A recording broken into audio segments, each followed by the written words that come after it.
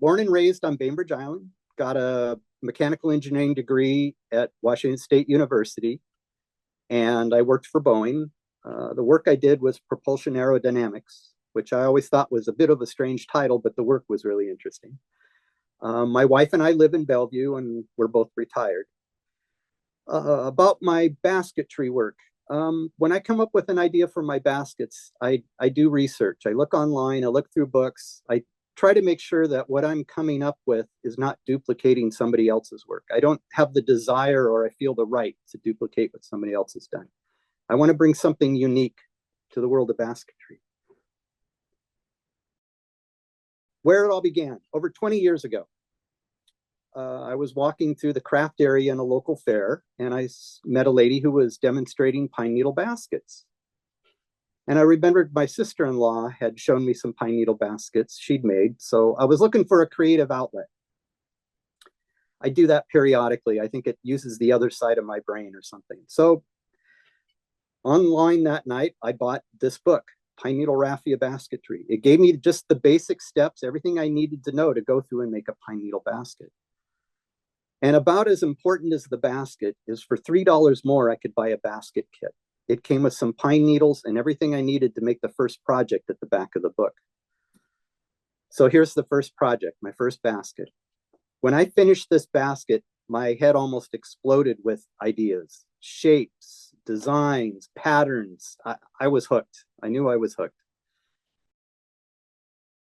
So for those of you that aren't familiar with coiling, which is the technique used in pine needle basketry, coiling, you have a core material that you create a spiral with. And as the spiral grows, you have another material that you stitch over the coil and stitch it to itself to tie it down in place. With pine needles, you're continually adding more pine needles to the front of the coil to grow its length. And the coil will go from the very beginning to the very end of the basket. Traditionally, with pine needle baskets, you use raffia for the stitching material. And raffia comes from a raffia palm. The leaves are dried, and then you can strip them into thin strips and use them like thread. The pine needles I use, I get from southeastern US. That ruler next to the pine needle is 15 inches long. So you can see that these pine needles have some great length on them. They're beautiful pine needles. So here's the first, what I call art basket that I made. I wanted to work on shaping. I had this great idea for a pattern on the top that would flow down and overlap the pattern on the bottom. If you look in the detail in the upper right, you can kind of see that. What I learned from this is if I wanted a pattern, I was going to have to make it a lot bolder than this. But that was a good thing to learn. At the time, I didn't know any teachers. I didn't know any basket makers. I didn't even know there were artist groups or guilds out there. I was so naive. So I would make a basket, and each year I would put it into the local fair. And what would come back were the judges' comments. The judge would say, oh, your stitching is uneven. Oh, your basket needs to be more structurally sound. So I'd incorporate all that, learn all that, and go back to the fair the next year, get my feedback from that. And it was very crucial in improving my work. And it was the only form of feedback I had at the time. And I found it just invaluable. With this piece, I took a picture of the top, and it made me realize something. Almost all my pieces have some extra little, I'll call it a surprise, but some little detail from the top view, something special to see. With this one, the center of the lid on top starts with a Tenerife center. And Tenerife is another traditional pine needle basket technique. You weave the raffia into spokes, and then you weave across the spokes to create patterns.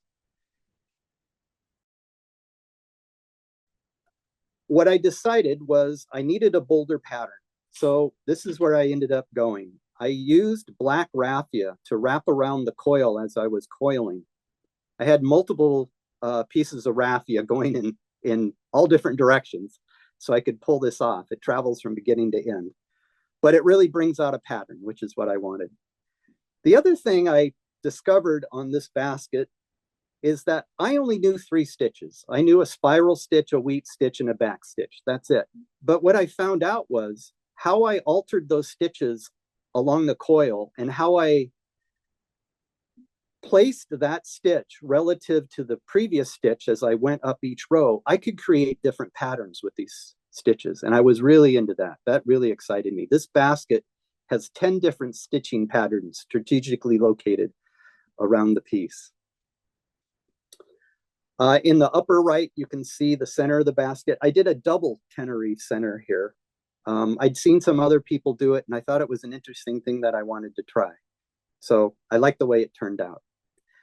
This basket, I was still putting baskets into fairs. I still didn't know about local artist groups.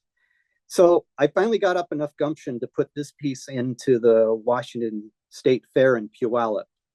Bigger fair, the judging is a little more competitive, but I thought I would do it. So I was happy. I came away with grand champion in the amateur division, which made me very happy, but it also made me very nervous. It meant the next basket I entered into the fair would have to go into the professional category. So that had me nervous.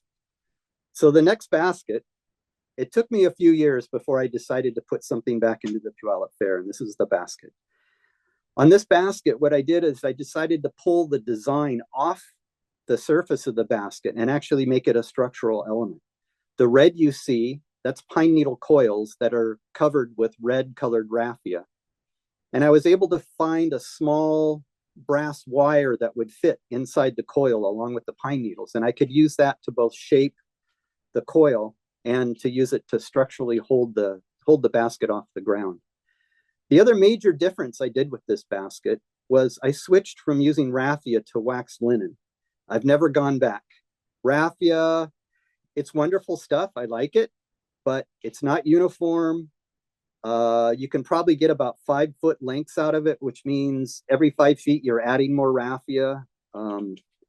With waxed linen, I could use 10-inch longer if I really felt like it, lengths of waxed linen. So there's a much less work in trying to tie off one piece of raffia and tie in the next. So here's the top view of that basket. Again, there's a little extra treat. If you see it from the top, I wove in some red raffia to make an alternating pattern around the top. I didn't want the pattern to show on the bottom of the coil. So what I did is I only wrapped the upper half of the raffia. It was tricky, but it was interesting. And I'm happy because it actually worked out. I was asked if I would include a couple, or I was told I should include a couple of my notebook pages in my presentation. So here's a couple of my pages. I'm an engineer. I think like an engineer. It's my happy place. So to me, a basket is an engineering problem that needs to be solved. I make scale drawings. I'll do calculations. I'll make tables and graphs to figure out proportions.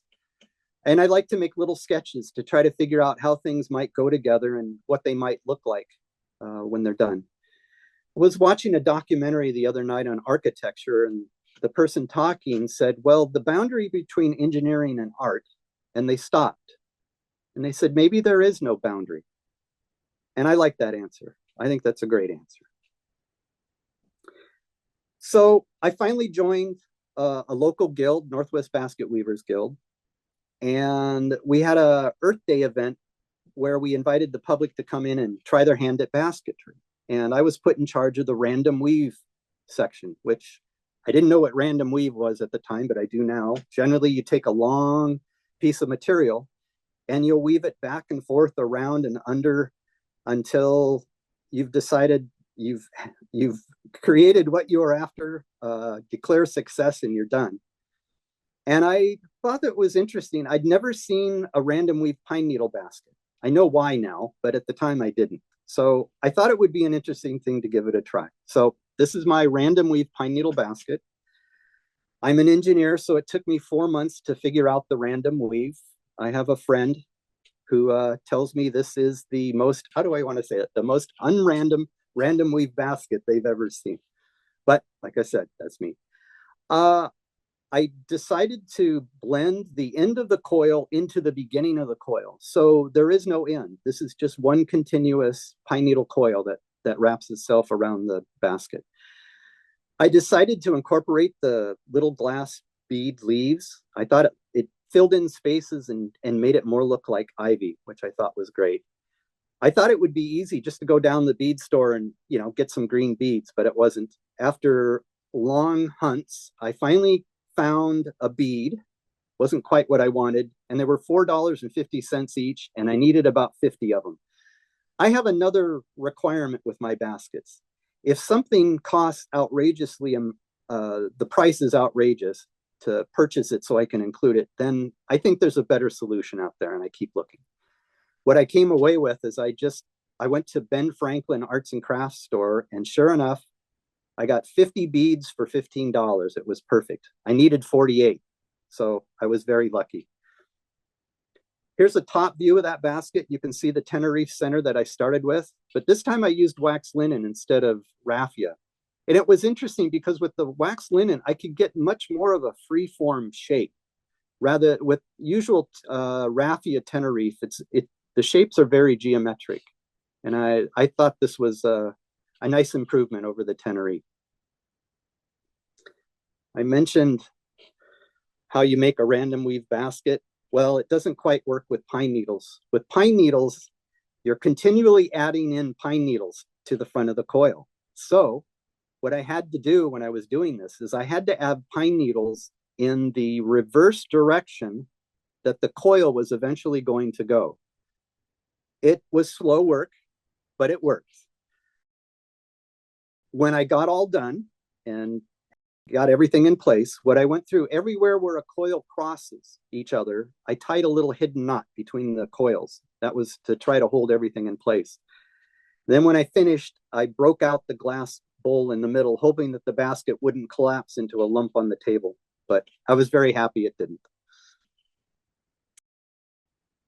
So moving on, I read an article about coiled pine needle baskets, and it said that baskets with square corners were rare and very difficult to make.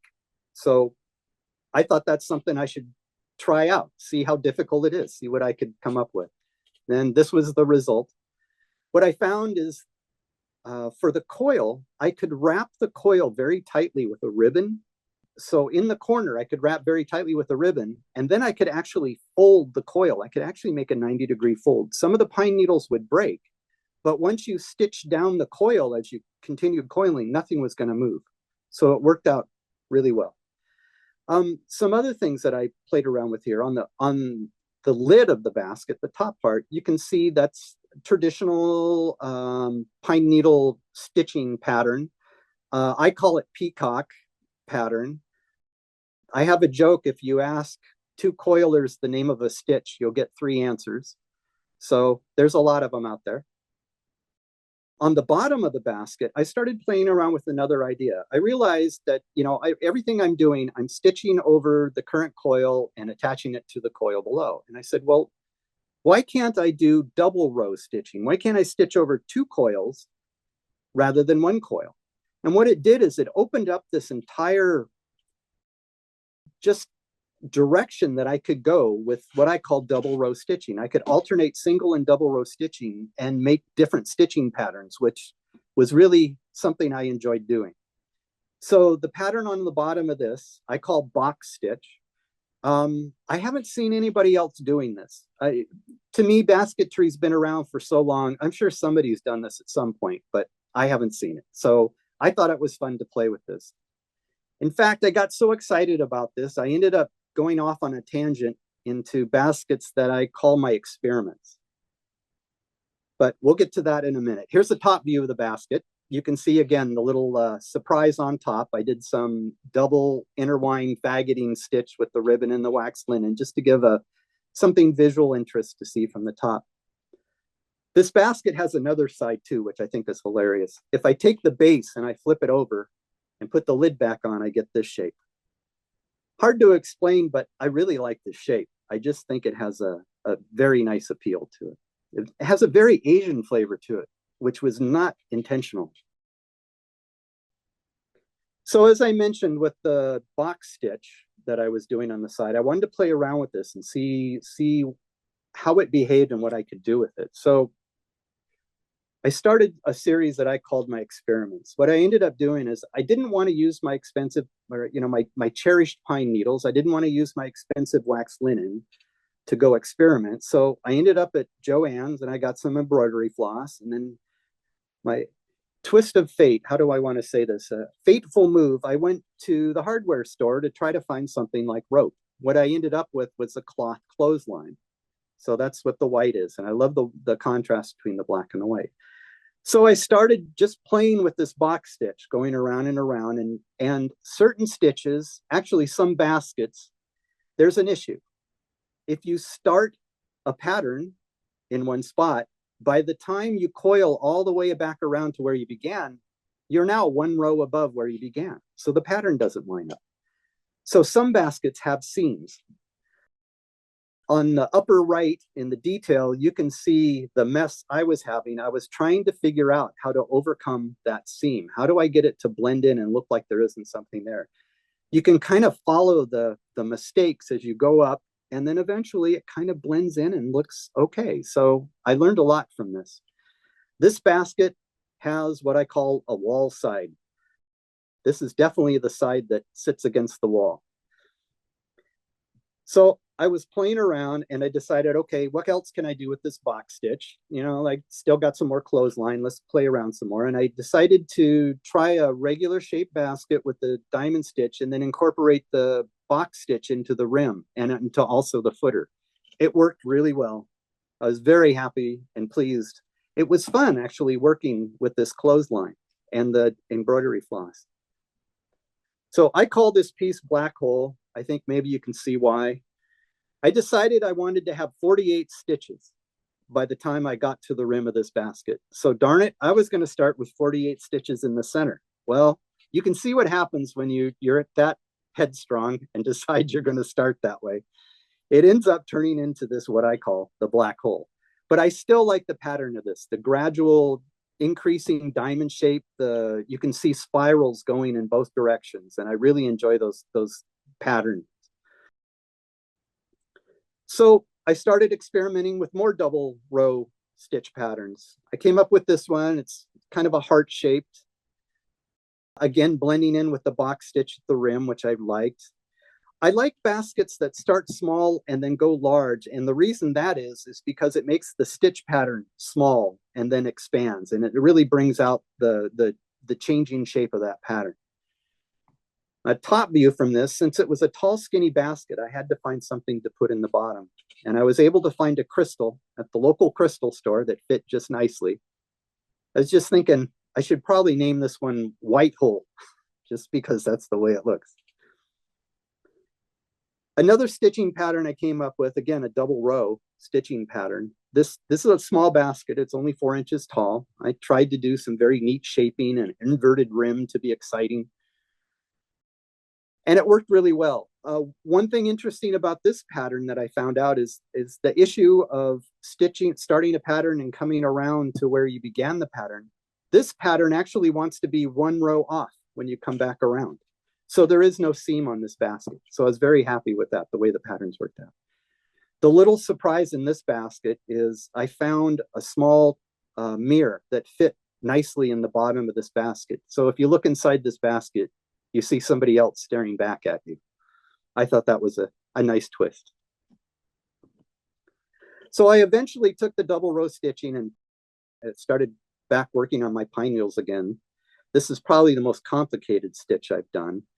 I was given a burl slice, a nice kind of organic shape. It already had holes drilled so that you could start it for a pine needle basket.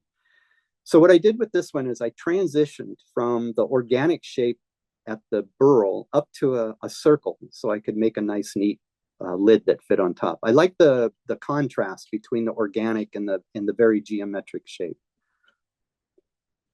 I also did this basket with double row stitching, came up with a couple different patterns. I was asked if I would make a basket for a raffle, and I said yes. I was honored. And so I had read a book called The Hawaiian Calabash, and it was about the bowl forms in Hawaii, gourd and then wood bowls. The wooden ones are highly prized.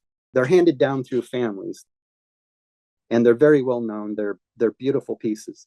And the shape of a calabash is a rounded bottom, and then the hole at the opening at the top is smaller than the maximum diameter. And it just fits. It feels so nice in your hand. It just fits nicely in your hand, this shape. So my wife and I were in Hawaii on vacation, and I said to her, you know, that basket that I want to make, I can probably find a piece of wood with a Hawaiian petroglyph of a turtle. I said that would make a great center for this basket.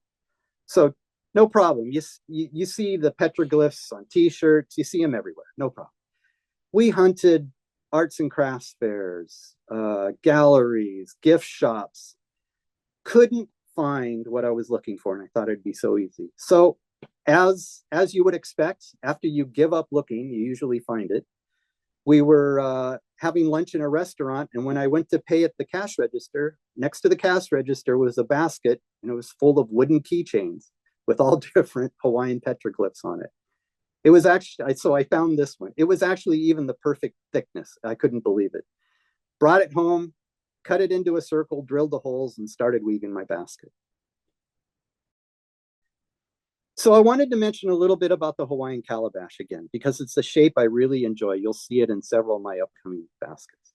I'd read this book, The Hawaiian Calabash, and it occurred to me that today, if somebody makes a bowl, they put it on a wood turning lathe, and there you go, and you know, and it works. But before contact with Europeans, Hawaiians didn't have anything like that. No wood turning lathe. Everything was made by hand. And so I thought that would be an interesting thing to give it a try. I was lucky enough to get a turning block of koa wood. And koa is a beautiful wood. The grain doesn't grow straight. It gets wrinkled. And so when you cut it, it has, they call it curl.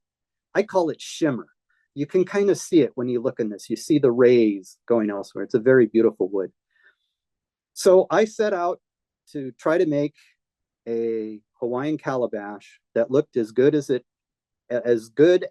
it had come off a wooden lathe. All the sawing, the filing, the gouging, and lots of sandpaper, but this was the end result. I was very happy with the way it looked. Again, it's a shape that just feels great in the hand. I took this picture also of my Hawaiian calabash because it brings up a couple interesting questions I have. In the sunlight, for one reason I wanted to show this picture is in the sunlight, that shimmer in the wood really shows up. It's really beautiful. Well, on the left-hand side is the lid for the bowl, and it's turned over so you can see the underside of it. And when I was cutting the lid off, the wood cracked. It's not uncommon for this wood to do that, but it didn't crack all the way through to the top of the lid, so I was very happy. So what I used was these bow tie wood patches to help hold the wood together.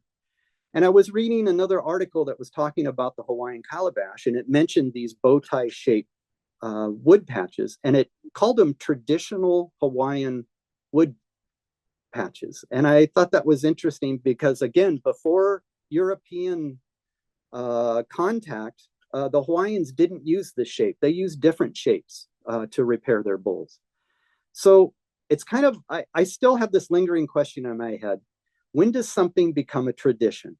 I just think it's an interesting question. I don't even know if anybody has an answer, but it's an intriguing question.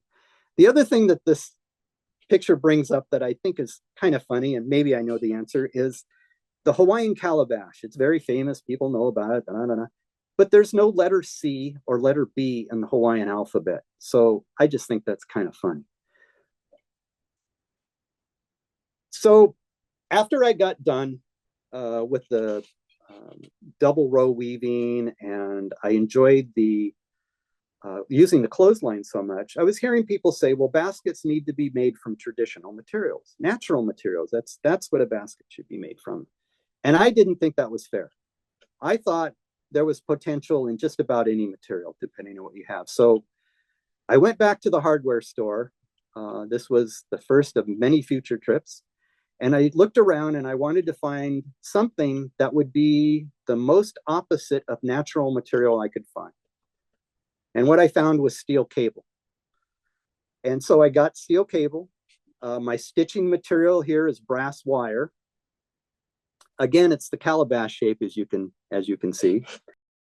And I needed a center for my basket. So I wandered around the hardware store and I ended up in the plumbing section. And what I found was a sink drain cover.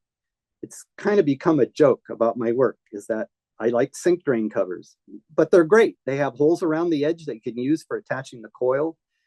The whole pattern in the center, I put in brass screws so I could make a pattern in the center. So it gives, again, some sort of visual treat when you see the basket from the top. The other thing about this piece that I was amazed at, you shine a bright light on this piece and it sparkles. It's absolutely wonderful. So that was too fun. So I headed back to the hardware store again and said, well, what else have they got? And I ended up with vinyl tubing. So this is vinyl tubing and wax linen. You can tell on the bottom I was using that box stitch again because I just like it. And what I did with this piece is when I started coiling, I left a 2-inch hole in the middle on the very bottom. And wandering through the hardware store again, what I found is a puck light. Now, puck light's a little battery-operated light that is shaped like a hockey puck, and it fits perfectly into the center of the basket. So you turn the light on and the basket glows. So this made me very happy. This basket also, and the previous one, it brought up an issue that I had to figure out a way around. With pine needle baskets, I talked about, you have your stitching material, whether it's wax linen or raffia. And when you run out, you have to hide that end and tie in a new piece of raffia and hide that. You tuck the ends up into the pine needle coil, and then everything's hidden and nobody sees it. You move on. Well, when you get to material like steel cable and vinyl tubing, you can't tuck the ends of the cable or the ends of your stitching material up inside the coil. But this was another reason I absolutely enjoy wax linen. What I found out was I could take the new piece of wax linen and I could stitch it through the end of the old piece of wax linen, and it would intertangle the plies so much that it just became one string. I could trim off the tails flush to the little knot that I made, and I could keep going. So it worked out really well in this. I positioned the knots so they're hidden between the coils so you don't really see it. The other thing I found out, and this was important too for me, is I ran out of vinyl tubing. So no problem, run back to the hardware store, grab another piece of vinyl tubing. Well, I found out the parts you buy at the hardware store, they're made in production lots. When you're using yarn to make something, you have to make sure you're using yarn from the same dye lot. I found out you can kind of have the same problem with parts you buy at the hardware store. The vinyl tubing I went to get at the hardware store, I couldn't find anything that had the same clarity. The diameter was a little smaller, a little bit bigger. It took me a long time to actually find a piece that would actually blend in with the vinyl tubing that I had already. So with that, I was able to finish the basket. But it made me aware that I had to be careful when I bought parts at the hardware store. So after that, I decided what I was going to do was I was just going to wander around the hardware store and start looking for things and challenge myself to make a basket. The first one I came up with was washers. How can I make a basket out of washers? And it took a while. I worked on designs, bought little pieces at the store, came home, played. One thing with hardware parts is they're all set sizes, set lengths, set colors, and you have a limited selection to choose from. So when I would come up with a design like this one, I would go to the hardware store, buy some parts, just a few here and there, bring them home, play with them, see whether they actually worked the way I intended. If not, which was usually the case, alter the design, make an estimate of what I need, go back to the hardware store, try again. A lot of iteration before finally the design and the available parts line up. And at that point, I can start weaving. So this was my first, what I call my hardware challenge basket. I used washers, and I found as I varied the size of the washers, I could vary the shape of the basket. The black lines you see going up the outside, those are leather strips that I wove in and out of the washers as they go up, and that locks everything in place. The next challenge I gave myself was hinges.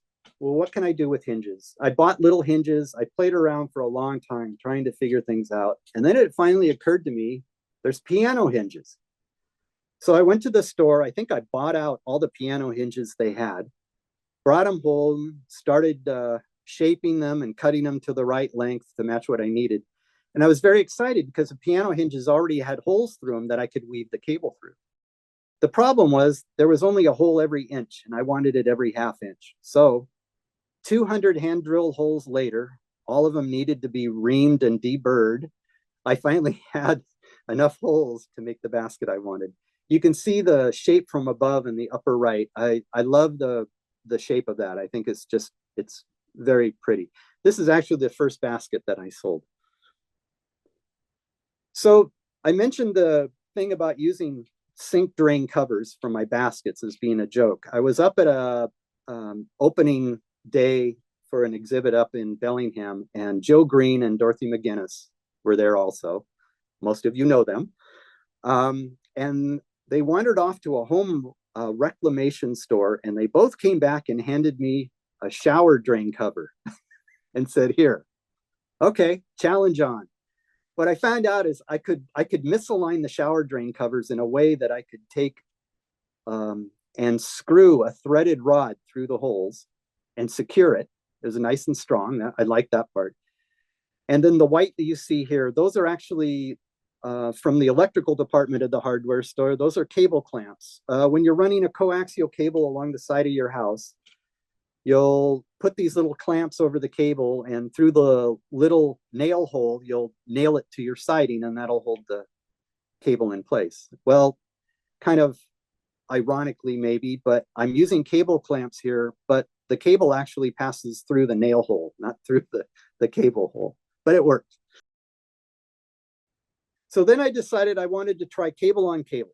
Let's just do cable. Let's see what I can do. You can kind of see the footer that I put on my sink drain in the bottom, of course.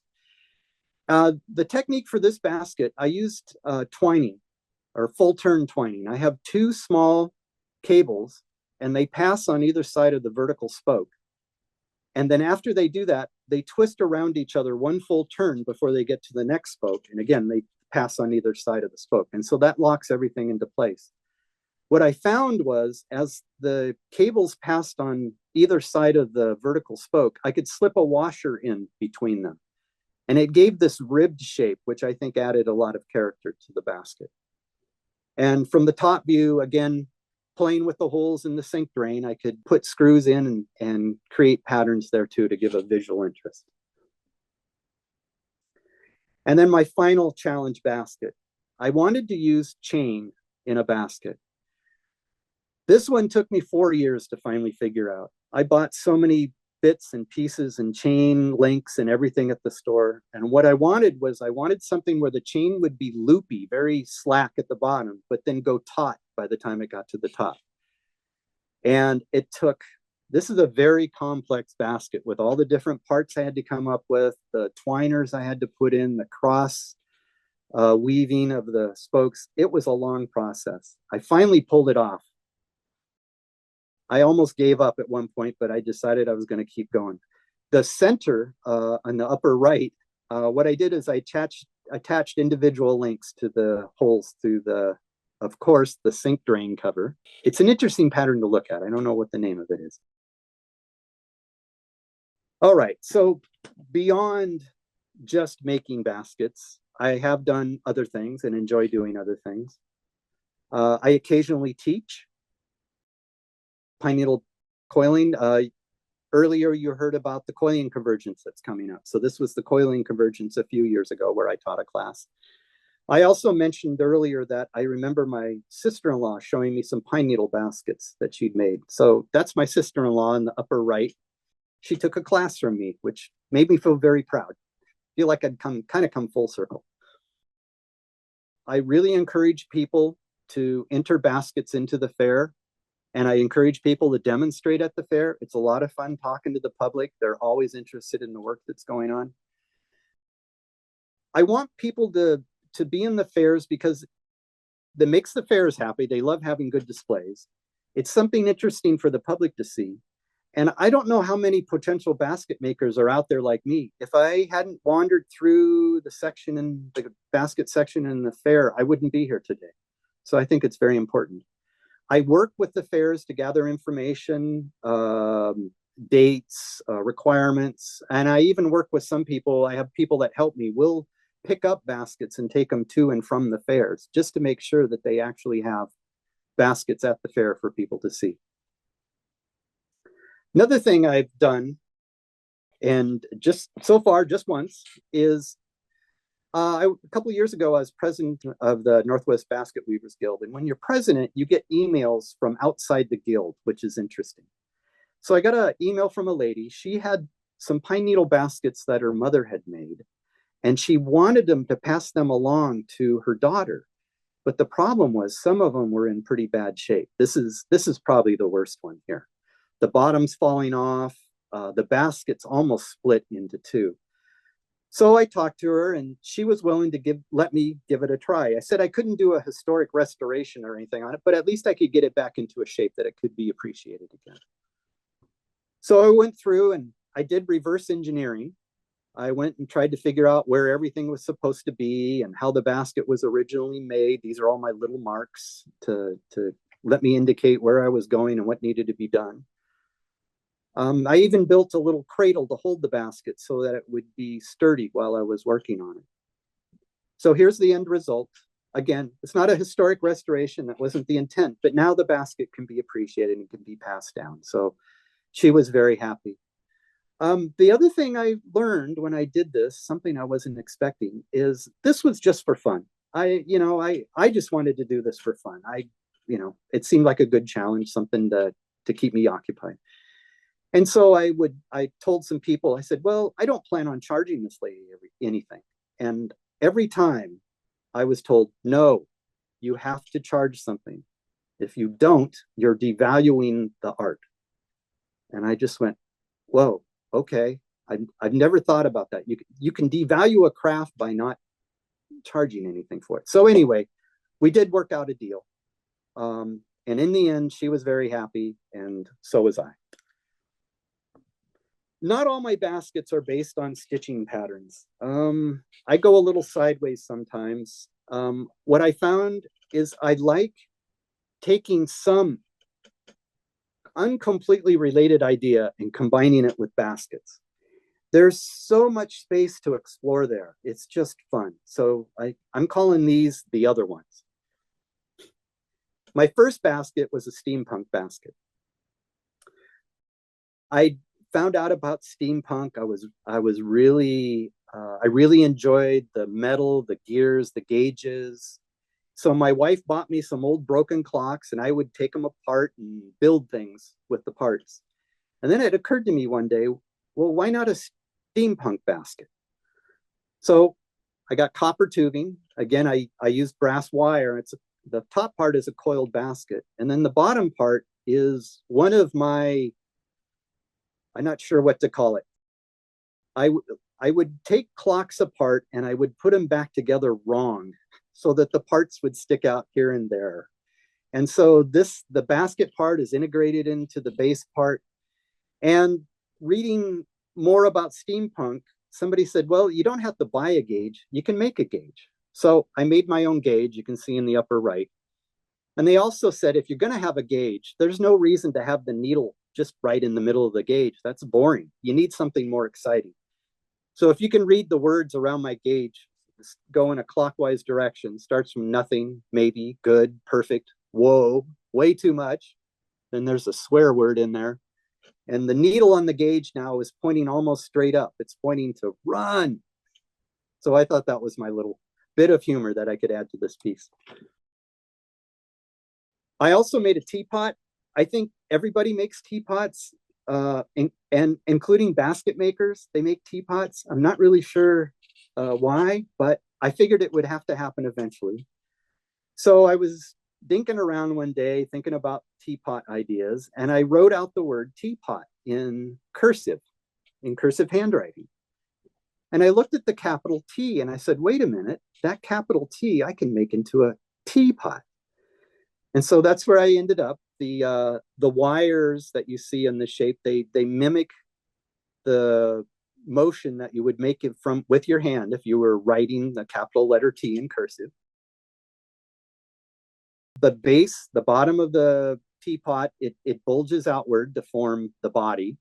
And then the neck connects to the horizontal piece at the top. The back of the horizontal piece is the handle. And then you can see here, the front of the piece is the spout.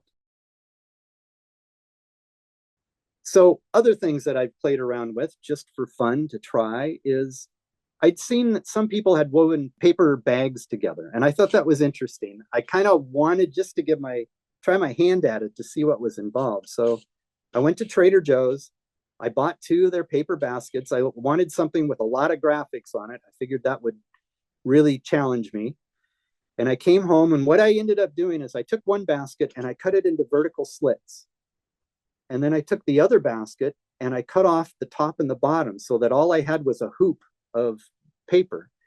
I took that hoop and I cut it into one long, continuous 1-inch wide strip. It ended up being 19 feet long. So at that point, I thought it was done. And I started weaving, started going, and I got about 2 rows into it. Nothing was working. Nothing was lining up. I was cramming things together and something was wrong. So then I had an epiphany. I took the strip, the 19-foot strip out, and I cut a 1/16 inch sliver off of one edge, the whole length of that piece. And what that did is that allowed the vertical spokes, if you would, through the one bag, pass between the strip that I was weaving in. And I was worried at the time. I thought, well, if I'm cutting away a 1/16 of an inch here, I'm cutting away the graphic design. But then I realized whatever is missing from the strip that I weave in, the other bag will fill in. So there was no gaps in the graphics, and it worked out great. I entered this into a local exhibition. They had an exhibition called Into the Bag. They wanted people to make bags. They were not expecting brown paper bags. So I put this one in the show. And after the show, I went to get it, but I couldn't find it. I looked around. I finally located this piece. There was a lady who was packing up her stuff after the show, and she was packing stuff into my bag. I had to point out to her that it really wasn't the paper bag she thought it was. That was pretty funny. It's a great bag, though. It actually folds up just like a paper bag. It's wonderful. Nobody scream. I was looking one day online, and I was looking at pictures of that Picasso had painted. And I started looking at his sculptures. He did one sculpture that was made out of cardboard and string. And I thought that was fascinating, to just use the cheapest materials possible. So then I started to think, well, Picasso was a painter. He was a sculptor. I said, what if he was a basket weaver? So that was just too fun. I just couldn't let that go. So this is what I ended up with. No, this is not a basket that Picasso would have made, but I can say that this was a basket inspired by Picasso. I call it a picnic with Pablo. And it's made out of brown paper and twine and ribbon and string and the cheapest materials I could find that I worked with to the highest degree of accuracy I could. It was ridiculous taking these pieces and trying to do something so accurate, but that was the challenge, and I loved it. This is the basket I'm currently working on. This is a basket that uses stiffened fabric, and then I've overwoven it with ribbon, and then I've overstitched the ribbon with wax linen. I'm getting near the end of this, or to this. I need to do some final shaping, and then I have 128 ends of wax linen I have to figure out how to tie off and hide. There's a lot of hiding ends in basketry. I didn't realize it till I got to this piece. And then for my final one here, I have long-term projects. I have a few of them, a few baskets that are just going, and every once in a while I find what I need or I get the urge to go work on it. My plan for this one is I want to weave a globe. I have my sample globe up on the right, and on the left-hand side is my globe stand that I built. It rotates, spins around, and the idea is the two globe maps, or the two maps you see on the table there, they're special maps. They're maps that if you cut out, they will form a globe. So one of those maps I'm going to cut into vertical strips, and the other map I'm going to piece together in horizontal strips. And I'm going to weave it around my basket stand that's up there. In my basket stand, you can see there's a wire figure in there. That was given to me by Ray Hunter. And my hope is when I get all done with this, it'll look like the guy inside is actually weaving the basket. So that's my hope. So that's the end of my presentation. Thank you very much for listening. I hope you found it interesting. I really like the idea if I can inspire somebody to look at something maybe a different way, or just try something different. You never know where that might take you, and what great things you can create.